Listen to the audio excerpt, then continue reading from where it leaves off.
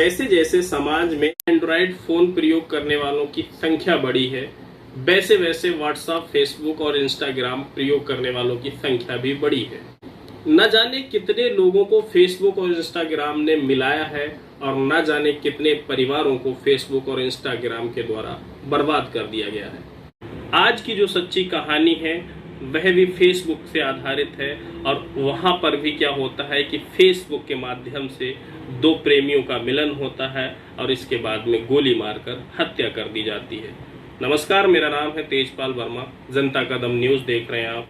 दरअसल एक लड़का होता है जिसका नाम ऋषभ होता है, प्रतापगढ़ के रहने वाला होता है। एमएससी करके बेरोजगार होता है और बेरोजगारी में अक्सर व्यक्ति जो होता है अपना ज्यादा से ज्यादा समय फोन पर व्यतीत करता है। ऋषभ भी ऐसा ही होता है, जब भी उसके पास समय होता है तो वह अपना फोन प्रयोग करता है और फोन पर जब फेसबुक प्रयोग कर रहा होता है तो उसी समय क्या होता है कि फेसबुक के माध्यम से एक रिया नाम की लड़की से इसकी फ्रेंडशिप हो जाती है। रिया जो होती है मूल रूप से लखनऊ के कैंट सदर की रहने वाली होती है और रिया की पहले ही शादी हो चुकी होती है, लेकिन इसके बाद में उसका तलाक हो जाता है और उसकी एक बेटी भी होती है जिसका नाम प्रांसी होता है। लेकिन बावजूद इसके रिया भी ऋषभ से बात करने लगती है और इन दोनों की बातचीत जो होती है वो धीरे धीरे प्यार में बदल जाती है और ये प्यार जो होता है परवान चढ़ता है तो ये दोनों के द्वारा फैसला किया जाता है क्यों ना लिविंग में रहा जाए और दोनों ही इस बात पे सहमत हो जाते हैं।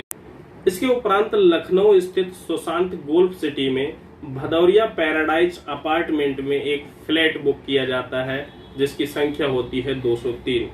उस फ्लैट को बुक करके ये दोनों जो होते हैं उसी फ्लैट के अंदर लिविंग में रहने लगते हैं। धीरे धीरे समय गुजरता है, दोनों एक दूसरे के साथ अच्छी तरह से अपना जीवन जी रहे होते हैं, अपने काम पे जाते हैं और पुनः वापस आते हैं, जीवन ठीक से चल रहा होता है। लेकिन धीरे धीरे जो समय होता है, लगभग 8-9 महीने का समय गुजर चुका होता है। उस बीच में क्या होता है कि ऋषभ जो होता है उसको ये बात किसी तरह से पता चल जाती है कि जो रिया गुप्ता है वह पहले से शादीशुदा है और पहले वाले पति से उसका तलाक हो चुका है और इसकी एक बेटी भी है। जब ऋषभ को इसके बारे में पता चलता है तो इन दोनों के बीच में दरार आना शुरू हो जाती है और इसके बाद क्या होता है कि धीरे धीरे झगड़े होने लगते हैं और झगड़े कब बड़े झगड़ों में बदल जाते हैं इस बात का इनको अंदाजा भी नहीं होता है। बीते कल यानी कि गुरुवार को 17 अगस्त 2023 को क्या होता है कि दोपहर का समय होता है। ऋषभ और रिया दोनों अपने फ्लैट के अंदर होते हैं और किसी बात को लेकर दोनों के बीच कहासुनी होने लगती है। दोनों के बीच कहासुनी इतनी ज्यादा बढ़ जाती है, ऋषभ जो होता है वो पिस्टल उठाता है और पिस्टल उठा के रिया के एक सर में गोली मारता है और दूसरी गोली सीने पर मारता है। रिया की हत्या हो जाती है, अर्थात मौत हो जाती है। इसके बाद में ऋषभ क्या करता है, फ्लैट को बाहर से बंद कर देता है और बंद करने के बाद में अपार्टमेंट के आसपास में ही जाकर नीचे घूमने लगता है, क्योंकि उसे पता होता है कहीं ना कहीं पुलिस इस चीज का पता लगा लेगी कि इसका मर्डर किसने किया है, इसलिए वह उस लोकेशन से ज्यादा दूर नहीं जाता है। क्या होता है कि धीरे धीरे शाम हो जाती है और जब शाम हो जाती है तो रिया के माता पिता अपनी बच्ची से बात करने के लिए लगातार उसको फोन कर रहे होते हैं, लेकिन रिया जो होती है वह फोन नहीं उठा पाती है क्योंकि शायद अब वह इस दुनिया में नहीं है।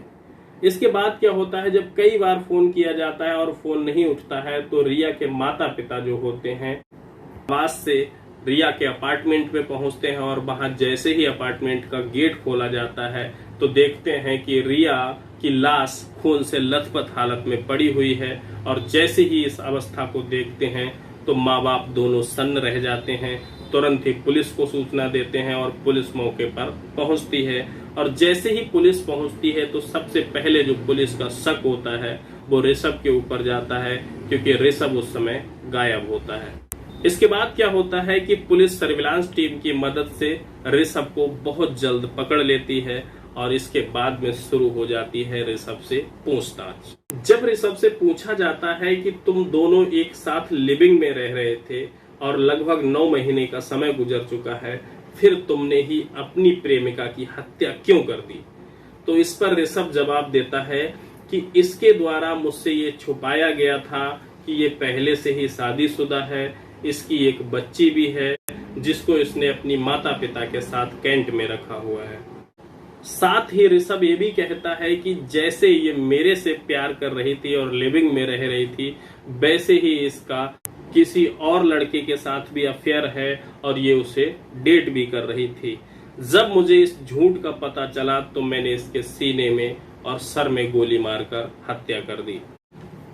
इसी के साथ ऋषभ ये भी बताता है कि ये रिया की ही पिस्टल थी जिसे झगड़े में मैंने छीन लिया था और इसी पिस्टल से मैंने रिया की हत्या की है।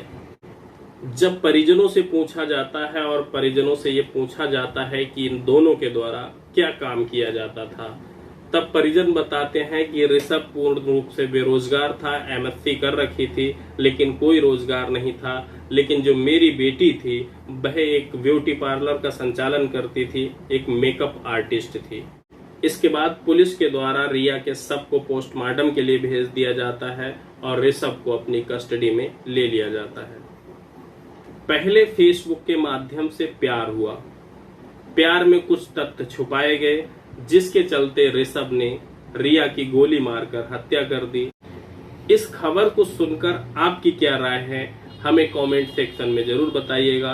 साथ ही ये भी बताइएगा कि यहाँ पर गलती किसकी थी। इस खबर पर आपकी क्या राय है कमेंट सेक्शन में जरूर दीजिएगा। यहाँ पर लड़के के द्वारा जो किया गया वह गलत था या लड़की के द्वारा किया गया वह गलत था, दोनों में कौन सही था ये कमेंट सेक्शन में जरूर बताइएगा। फिलहाल आपने खबर को पूरा देखा सुना, जिसके लिए आपका दिल से धन्यवाद। आशा करता हूँ सब्सक्राइबर के रूप में हमें आपका सहयोग मिलेगा, जिससे जल्द ही यूट्यूब परिवार पर हमारा यूट्यूब चैनल बड़ा परिवार बनेगा। जय हिंद, जय भारत।